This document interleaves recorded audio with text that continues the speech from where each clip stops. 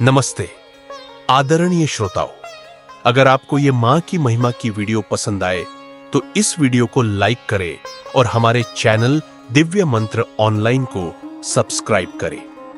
आइए मिलकर मां के विविध दिव्य रूपों की कथाएं और प्रेरक प्रसंग सुने और उनके आशीर्वाद से अपने जीवन को आलोकित करें।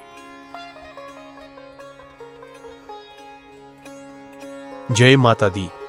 आज माघ मास के शुक्ल पक्ष की सप्तमी तिथि है। यह दिन गुप्त नवरात्रि के 7वें दिन का है, जिसमें महाविद्या मां धूमावती का प्राकट्य अत्यंत महत्वपूर्ण माना जाता है। इस दिन की आराधना तांत्रिक सिद्धि, विपत्तियों से मुक्ति एवं संकटों के नाश के लिए की जाती है। आज हम महाविद्यामान धूमावती की कथा का विस्तृत स्मरण करेंगे, जिनका स्वरूप अत्यंत अद्वितीय एवं रहस्यमय है।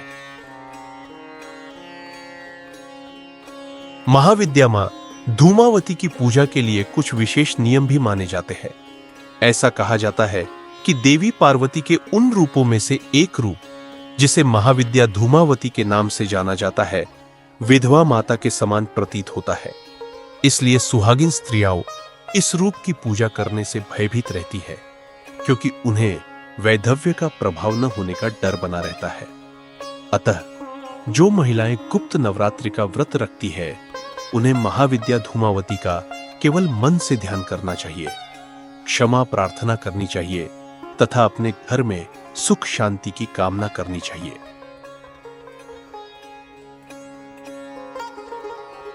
महाविद्या मां धूमावती के प्राकट्य से जुड़ी दो कथा प्रचलित है। पहली कथा के अनुसार, जब देवी सती ने पिता के यज्ञ में स्वेच्छा से स्वयं को जलाकर भस्म कर दिया, तो उनके जलते हुए शरीर से निकला धुआं ही महाविद्यामान धूमावती का जन्म हुआ।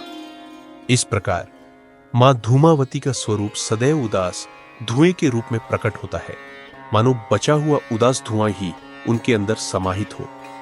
दूसरी कथा में कहा जाता है कि एक बार देवी पार्वती को अत्यधिक तीव्र भूख लग गई। कुछ भी प्राप्त न होने पर उन्होंने भगवान शिव से भोजन की मांग की। भगवान शिव ने कुछ समय के लिए प्रतीक्षा करने का आदेश दिया, पर माता पार्वती की भूख और तेज बढ़ता गया। अंत में भूख से व्याकुल माता ने स्वयं भगवान शिव को ही निकाल दिया। उनके निकाले जाने के पश्चात माता की देह से धुआं निकलने लगा और उसी धुएं के कारण उनका स्वरूप बदलकर महाविद्या धूमावती का रूप धारण कर गया। भगवान शिव ने माता से कहा कि आपके इस धुएं वाले स्वरूप के कारण आपका नाम धूमावती होगा, तथा यह भी कहा गया कि जैसे ही देवी पार्वती भगवान शिव को निगल लेती है, उनका स्वरूप विधवा सा हो जाता है। शिव के गले में विष के प्रभाव से भी माता का पूरा शरीर धुएं जैसा हो गया।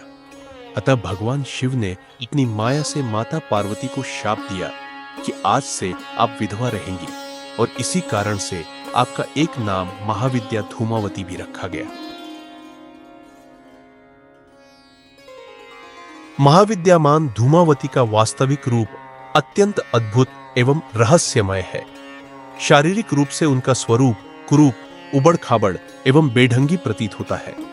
उनकी आयु लंबी, 3 नेत्रों वाली, सफेद वस्त्रधारी एवं खुले बालों वाली एक वृद्ध विधवा के समान छवि प्रकट होती है। उनकी बाई भुजा में वे सूप को थामे रहती है और दाई भुजा में मानव खोपड़ी से निर्मित खप्पर धारण कर रखी है। कहीं कहीं तो वे आशीर्वाद भी प्रदान करती नजर आती है। उनका स्वभाव अत्यंत अशिष्ट, अतृप्त एवं भूख प्यासी है। वे काले वर्ण की है तथा अपने आभूषण में सर्पों के रुद्राक्ष को धारण करती है। मां धूमावती मृत शरीर से निर्मित श्वेत वस्त्रों का उपयोग करती है एवं शमशान भूमि में निवास करती है। समाज से बहिष्कृत यह देवी कौओं द्वारा खींचे गए रथ पर आरूढ़ दिखती है और पूर्णतः श्वेत वस्त्रों का ही उपयोग करती है, जबकि लाल वर्ण की वस्तुओं का पूर्णतः त्याग करती है। महाविद्यामान धूमावती की पूजा संकट, रोग एवं युद्ध में विजय प्राप्ति के लिए की जाती है। ऐसा माना जाता है कि यदि किसी के जीवन में किसी भी प्रकार का अभाव हो, तो उसकी पूजन सामग्रियां एवं भोग मां धूमावती की कृपा से शीघ्र ही अभाव दूर हो जाते हैं। पूजा के पश्चात बची हुई पूजन सामग्रियों को उसी दिन शाम की पूजा के पश्चात उचित विधि से विसर्जित कर देना चाहिए।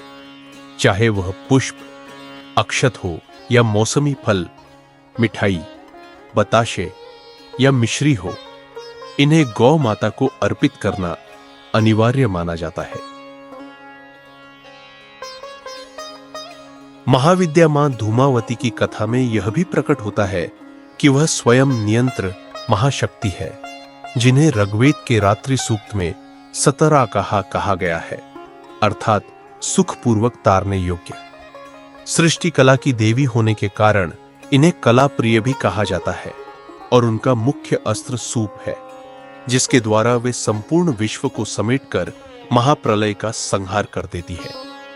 यह अस्त्र उनके द्वारा अभाव, संकट एवं विपत्तियों का नाश करने का प्रतीक है।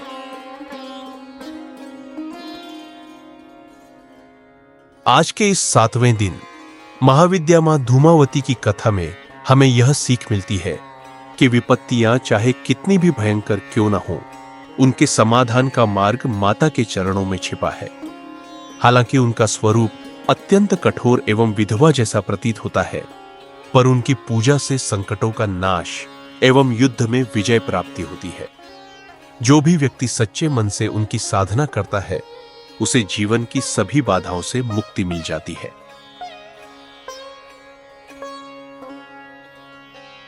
अब मैं आप सभी से निवेदन करता हूं कि इस महाविद्यामान धूमावती की कथा का गहन स्मरण करें, अपने हृदय को उनकी दिव्य कृपा से भर लें तथा अपने जीवन में सुख, शांति एवं समृद्धि की कामना करें।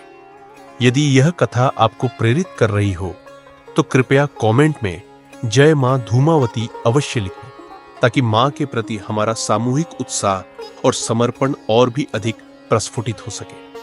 यदि आपको यह कथा और देवी की महिमा पसंद आई हो तो कृपया इस वीडियो को लाइक करें और हमारे चैनल दिव्य मंत्र ऑनलाइन को सब्सक्राइब करें, जिससे हम भविष्य में भी मां के विविध रूपों की दिव्य कथाएं एवं अन्य प्रेरक प्रसंग आपके साथ साझा कर सकें। मां दुर्गा हम सबका कल्याण करे, हम सभी को सुख, शांति और समृद्धि प्रदान करे।